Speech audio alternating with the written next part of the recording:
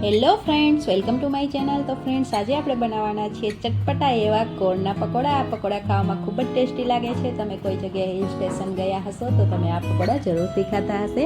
તો આજે આપણે એવા જ સરસ મજાના ઘરે બનાવીશું. તો ચલો વિડીયો સ્ટાર્ટ કરીએ. અને હા ફ્રેન્ડ્સ, વિડીયો સ્ટાર્ટ કરતાં પહેલાં તમને રિક્વેસ્ટ છે કે તમે મારી ચેનલ ઉપર નવા હોય, ચેનલને હજી સુધી સબસ્ક્રાઈબ ના કરી હોય તો નીચે રહેલા સબસ્ક્રાઈબ બટન ઉપર ક્લિક કરી અને સાથે રહેલા બેલ આઇકનને પણ પ્રેસ કરી દેજો, જેથી તમને મારા દરેક વિડીયોના નોટિફિકેશન મળી જાય. સબસ્ક્રાઈબ કરવું બિલકુલ ફ્રી છે.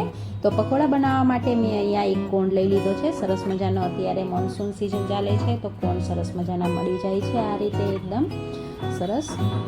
તો એને આ રીતે આપણે કટ કરી લઈશું. તો આ રીતે ચપ્પુથી કટ કરવાથી આસાનીથી થઈ જશે આ રીતે અલગ.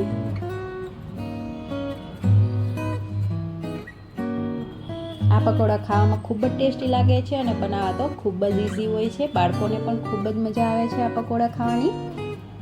તો આ રીતે આખા કોણને આપણે કટ કરી લઈશું. હવે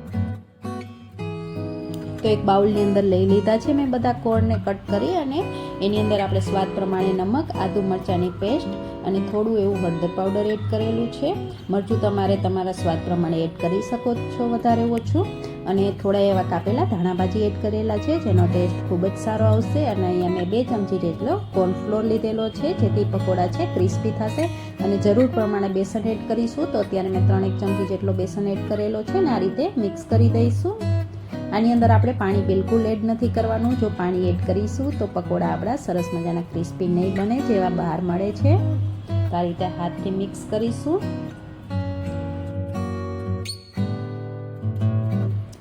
તો આ રીતનું મિક્સર બનાવવાનું છે કે ઓઇલની અંદર જ્યારે આપણે ફ્રાય કરીએ ત્યારે છૂટું ના પડે.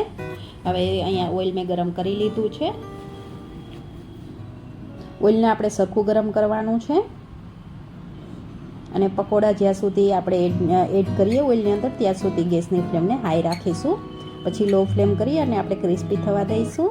તો આ રીતે આપણે એક પછી એક ફ્રાય કરવા માટે એડ કરી દઈશું ઓઇલની અંદર. ખૂબ જ ઇઝીલી અને ફટાફટ બની જાય છે આ પકોડા, અને ખાવામાં તો ખૂબ જ ટેસ્ટી લાગે છે.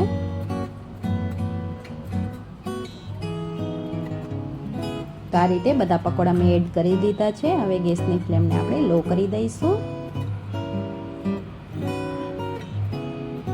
આ રીતે એક વખત ફેરવી લઈશું. તો સરસ મજાના ક્રિસ્પી થાય અને થોડો કલર ચેન્જ થાય ત્યાં સુધી આપણે એને ફ્રાય થવા દેવાના છે, લો ફ્લેમ ઉપર જ. તો અહીંયા તમે જોઈ શકો છો કલર ચેન્જ થઈ ગયો છે અને સરસ મજાના ક્રિસ્પી પણ બની ગયા છે પકોડા આપણા. તો હવે એને આપણે બહાર લઈ લેશું.